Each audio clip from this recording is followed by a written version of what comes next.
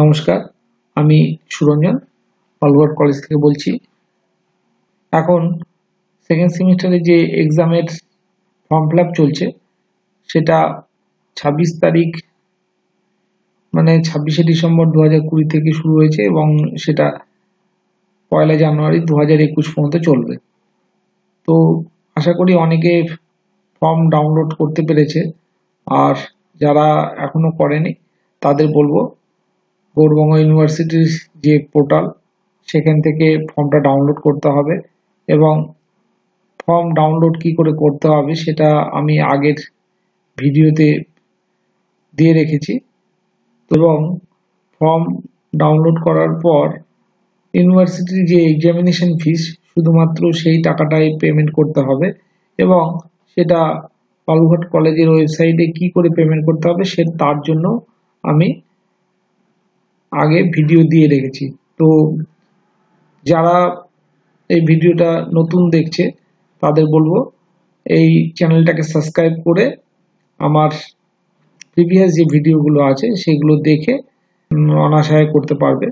যারা এখনো পর্যন্ত সেকেন্ড সেমিস্টারে ভর্তি হয়নি তাদের কিন্তু অ্যামাউন্টটা বেশি আসবে এবং যাদের অলরেডি সেকেন্ড সেমিস্টারে ভর্তি হয়ে গেছে তাদেরও শুধুমাত্র 500 টাকা, যেটা ইউনিভার্সিটি এক্সামিনেশনের ফিস, সেটাই দিতে হবে এবং এই প্রক্রিয়াটা সম্পূর্ণ অনলাইনের মাধ্যমে হবে। তো অনলাইনে ফিস পেমেন্ট করার পর অবশ্যই সেই ফর্ম এবং যে চালান কপি যেটা পেমেন্ট করার পর পাওয়া যায় সেটা নিয়ে আমাদের কলেজ কাউন্টারে আসতে হবে এবং সেখানে জমা দিতে হবে। যদি ফর্ম জমা দেওয়া না হয় তাহলে কিন্তু সে পরীক্ষা দিতে পারবে না।